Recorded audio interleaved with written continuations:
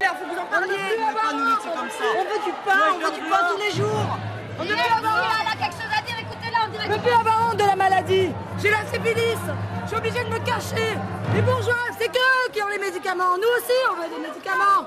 On ne peut plus avoir honte, on est des pestiférés. Et après la révolution, peut-être qu'on aura le droit de manger et un petit peu le temps d'aimer. Pensez aux vraies choses de la vie.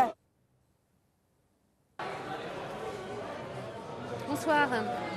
Qu'est-ce que vous avez l'intention de faire Nous sommes un groupe d'officiers et nous avons la ferme intention de proposer nos services au nouveau pouvoir.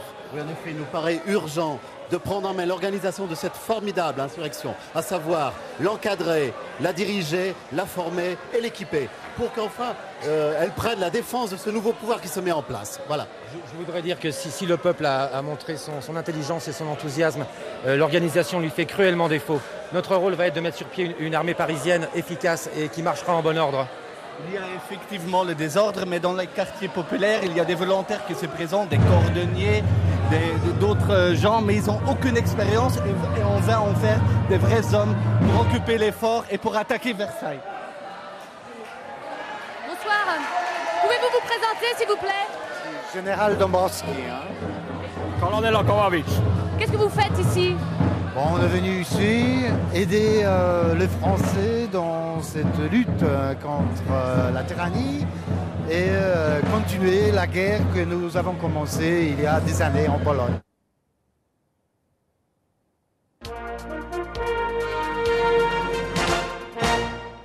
Télévision nationale Versailles, Laurent Duchampotty, bonsoir. Henri Gauthier, bonsoir. Bonsoir Henri. Bonsoir.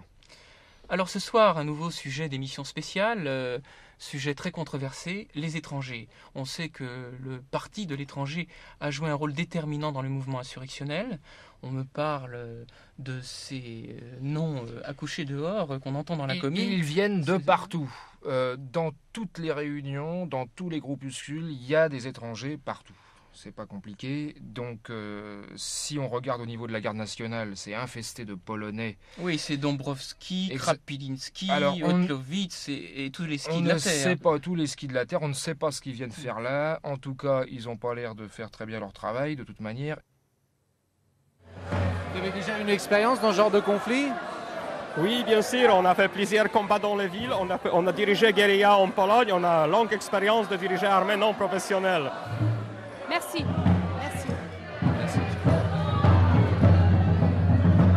Et donc, comme vous le savez, on est dans une situation assez spéciale, avec d'un côté la révolution et de l'autre le quotidien qui continue.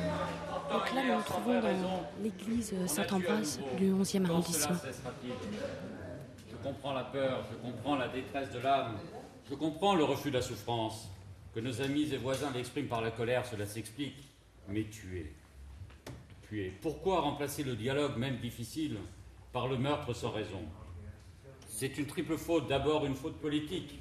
Tuer sans raison, c'est donner des martyrs à ses opposants. C'est aussi une faute sociale. On voudrait savoir la réaction en ce moment de l'Église sur les événements d'hier. Monsieur le curé nous a dit qu'on avait tué hier, mais il nous dit « tu ne tueras point dans l'église ». Alors, on en a tué 2. Combien on va faire en représailles? 4, 5 un quartier entier? On ne sait pas. Qu'est-ce que t'en penses? C'est vrai, la violence, ça n'a jamais été une solution. Mais qui a permis que mes 2 enfants meurent de faim et de froid? Qui? Dieu, ils disent Dieu est miséricorde. Et ces enfants, ils étaient tout innocents, ils n'avaient pas encore le temps de pécher. Et le prêtre, il était où? Il était où quand je me suis fait violer par mon patron? Ça n'a pas empêché de me jeter après comme une malpropre. Vous pratiquez toujours? Oui. Si on veut manger tous les jours, ça aide quand même. On a le droit à la soupe, on peut ramener quelque chose à la maison. Puis j'ai toujours été élevée comme ça. Et le prêtre, il m'a dit que c'était péché de le faire passer, le petit.